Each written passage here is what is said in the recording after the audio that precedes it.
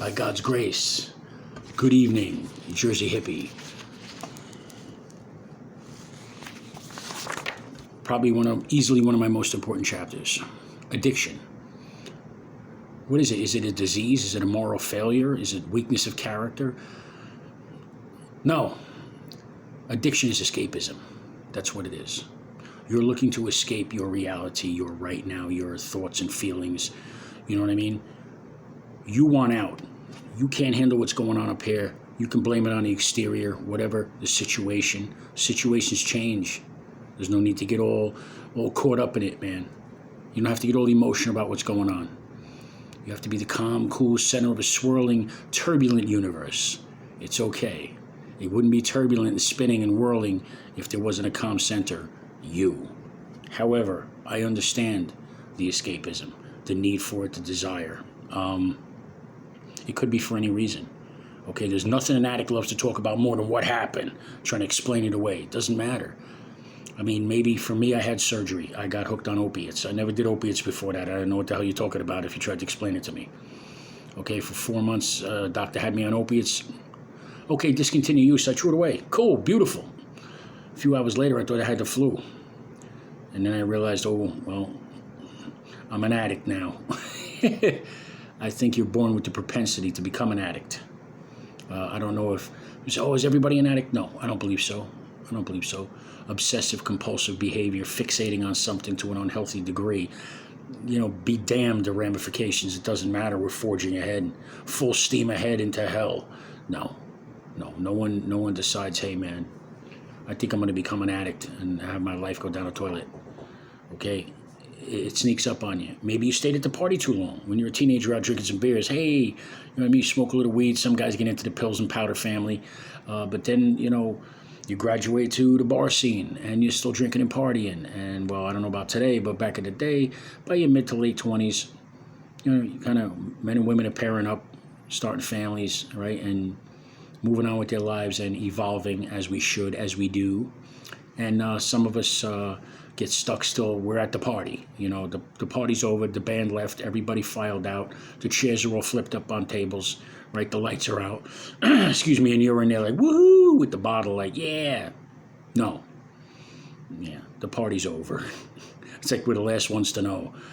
But it doesn't really matter how you got there. It may have been, it may not even be just drugs or alcohol, right? It might be sex or gambling or adrenaline or money or food or whatever it is that you're using to distract yourself, from your journey in life, from your true calling in life. Just to be you. And to be you is beautiful because there's only one. God made one you, his idea of you. That's what you are. The height, the personality, the mannerisms. I've covered this in other videos. Okay, everything, the voice you have, the way I talk. Oh, it's kind of weird, I know. But hey, this is God's design. All right? I'm 5'11", that's on him. I'm 235, that's on me. You know, I got long hair, that's on me. You know, I got kind of a quirky, you know, I see the silly sides of things, that's on him. I don't know. You have to find a sense of humor. Like the great Alan Watts, God rest his soul, once said, from the dawn of man, okay, till today and probably forever, the reason man suffers is because he tries to make serious what God intends to be fun. We're supposed to enjoy our time. I don't mean walk around being a jerk. I'm talking about like I do sometimes. But, you know, enjoying your work, enjoying each other, enjoying yourself, enjoying the day, enjoying the weather, enjoying your food. You know, whatever it may be, man. You know, I just started wearing water shoes, man. They're the most comfortable things in the world. I fell in love. It's the summer season. I'm going to throw them on every now and again and feel like I'm on vacation in my head. These are things you have to... Life is way too important to be taken too seriously. Don't waste your time, man, trying to become something. Do the best with what you got. Push yourself, sure. Yeah, chase after whatever you want, but if you're passionate about it. Not because it's going to make you a lot of money.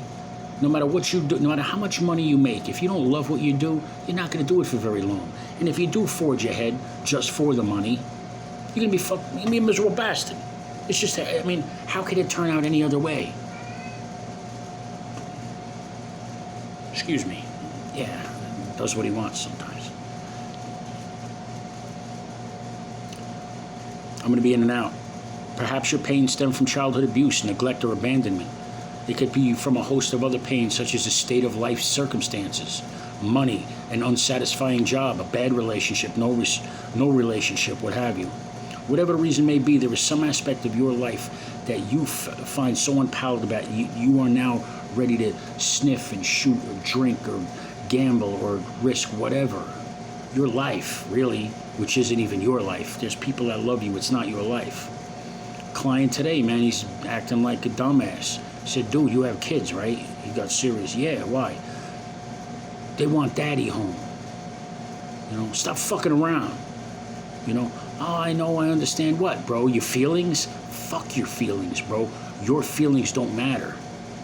Once you bring children in the world, even just your loved ones, man, your family, your girl, your wife, whatever, whomever that person may be, even if there's only one, and if you think there's nobody, there is people, okay? We're all connected, man. Somebody out there cares about you. Somebody out there is thinking about you right now. Let's hope it's a good thought. Let's hope it's a happy thought and a kind thought. That's up to you. You put the love out in the universe, man. How it's accepted is not your job. However, put the love out in the universe, man. You'll feel better. Client hit me with something today. I told him I was taking care of something, whatever. He goes, and it was a good thing. I always try to do good things, but he goes, yeah, Dion, you're cleaning your face. You know, cleaning my face. He said, yeah, you know when you feel better when you clean your face and you look better. You know what I mean, to other people and to yourself, and it's like a fresh new feel. Yeah, okay, gotcha. I'm doing the right thing and I'm cleaning my face. I like that stuff. The old saying is that it's very simple, but it's not easy. I believe it's only as easy or as difficult as you let it be. We're the ones that make things hard or allow them to be easy, because things are very easy. Things are going to do what they do. We're going to put whatever into motion, and it's going to go the way it goes. You know, stop trying to control everything, right? You know what I mean? Just do the best you can, man, and have a sense of humor about the way it works out. I mean, like I said, with that, the videos from 100, 120 years ago, they're awesome. Look in the eyes of the people in those videos. Look at the way they're dressed, the old Victorian age. You know, it's beautiful. Such class and elegance. You know, we need more of that today. Decency. I'm not trying to preach at you, man. Listen, look at me. You can have class. You don't have to be a hoity-toity. You know what I mean? Because that's obnoxious. That's obnoxious as well. But you do have to say a few things to yourself. If you are in the throes of addiction or in the challenging, meeting the challenges of early recovery. It's not easy, man. It takes character, strength of character to admit that, hey, man, I'm out of control. God, can you please help me, sir? God's grace. You have not because you ask not, to quote the man. So ask. You'd be surprised. God answers all prayers. Sometimes the answer is no, and that's okay. We never complain, oh, why'd you say yes? No, we only say why'd you say no, because it's not to our liking. Get a sense of humor about the things that you want, that your things are that things that you think that are important. And I must say this, if what you're doing is not sustainable, is it sustainable? Can you do this? Can you and should you do what you're doing for a year, 2, 5, 10? Is it sustainable? Can you keep this up? Should you keep this up? What bad could come from it? What good could come from it? Like I said in my other videos, not trying to preach at you hard, but honor and nobility is what I'm doing. Is it honorable? Is it noble? Can you or anyone call it that? If the answer is no, then don't do it. It's time to shift gears. It's time to shift. Sorry. Love that little guy. He's loud, though. There has to be a change. It has to be now, and it has to be me. Perceptions must be changed. Perceptions must be altered. Perspective must change. If nothing changes, then nothing changes. Embrace the true nature of our existence and our role in this universe. By doing this, this will free you from all need for escape. That is why the previous chapters in my book have been about proving God's existence, a soul, and afterlife, resolving science and religion, the concept of time and space is an illusion, and our true relationship with each other, the world, as well as the roles we play. Once these truths are absorbed into our consciousness and utilized in our approach toward our everyday lives, we will never wish to face life not sober. You want to be aware. You want to be present in the moment. And I mean present, like I am now. I'm 100% present right now. I'm not off dreaming about some bullshit. This is important what I'm saying. By doing this, this will save your life. And it's the most true.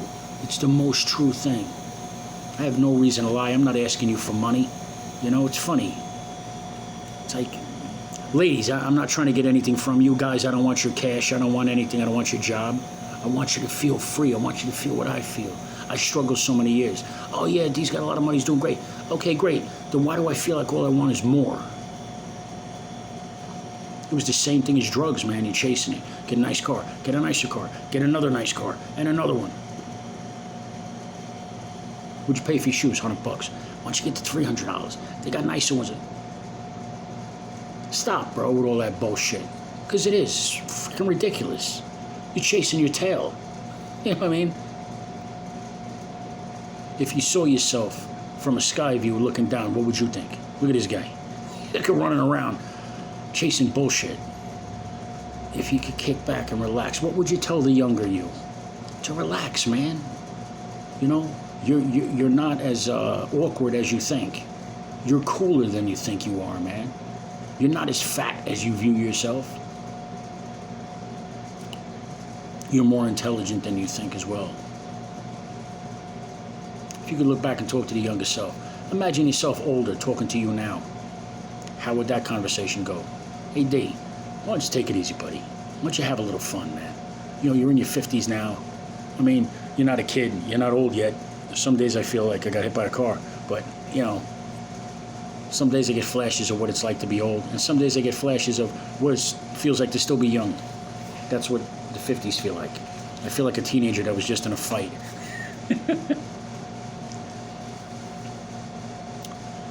For me personally, okay, when I first started my recovery, in order to free myself from all suffering, I needed to find the absolute truth of existence. I did not wish to reject any ideology, nor adopt a new one. I went back to the beginning. I researched all great minds, deep thinkers, philosophers, theologians, scientists, teachers, and anyone who would possibly possess a piece of this puzzle that I needed. I had to be sure that there was scientific proof, common sense, true reason, and definitive equations plainly spelling it out for me in order for me to accept it. This began in the most ironic way. This is when I had my surgery, and I got hooked on my opiates. And I couldn't stop taking them. And you can imagine what my life turned out to be just a few short years later. Like any addict, totally out of control. Okay, and here I am homeless. My first day homeless. I wake up, the sun on my face, and I realize for the first time in my life, I have nowhere to be. I have nothing to do, nowhere to go, and all day to get there. I'm a homeless guy. What do I do? Where do homeless people go? I remember seeing some of them hanging out by the library, you know, when I used to go there when I was in school. So I used to go there, they used to sleep. I went to the library. I don't know. I'm not going to sleep because I'm not tired. So I went in, and as soon as I walked in the door, man, I felt like I was wearing a giant sign, homeless guy, man. You talk about shame. I wore it like a bad suit. So what did I do? I beelined, man. I went straight all the way to the back. I made a right. I went all the way into the corner. I was in the Z section. And I'm leaning up against the wall, man. I'm like, Jesus Christ. How did I get here, man? Now what? I'm not dying, but I wouldn't mind.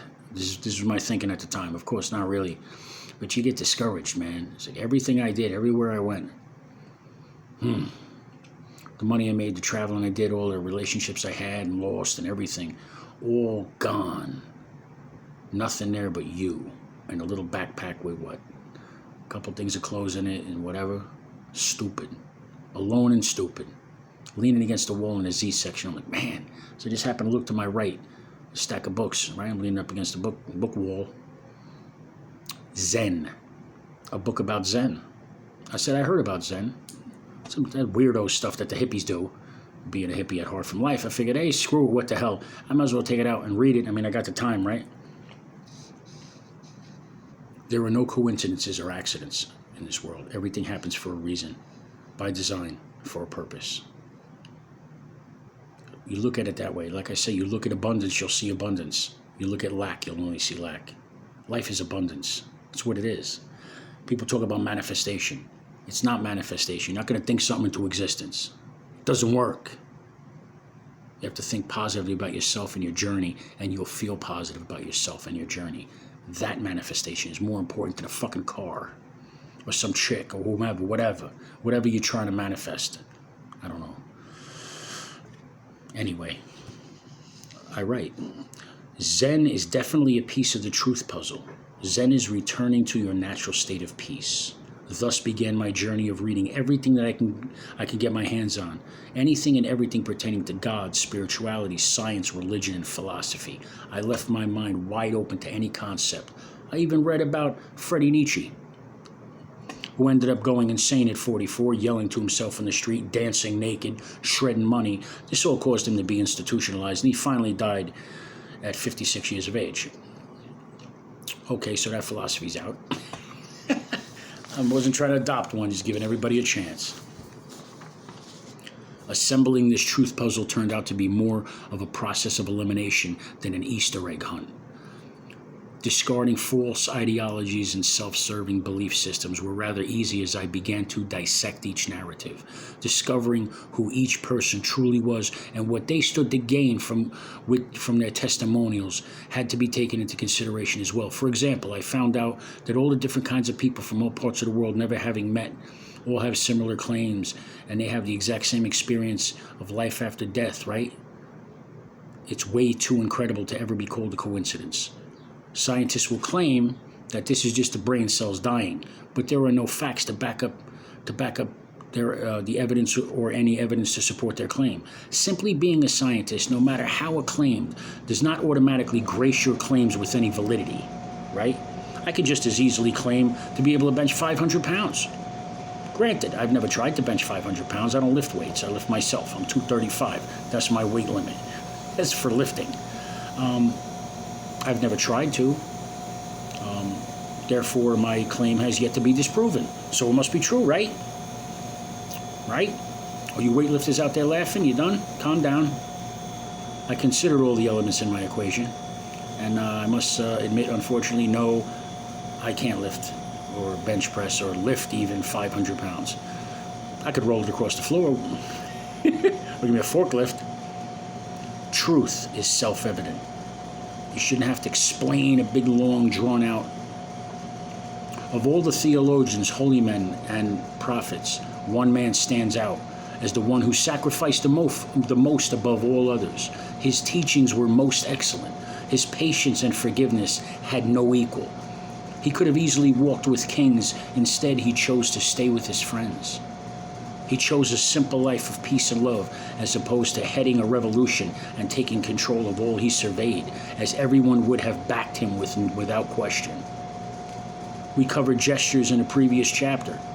Absolutely the greatest of all was his self-sacrifice as a gesture to God, to take on all sins of mankind, to cleanse the world of all their sins committed before and ever to come.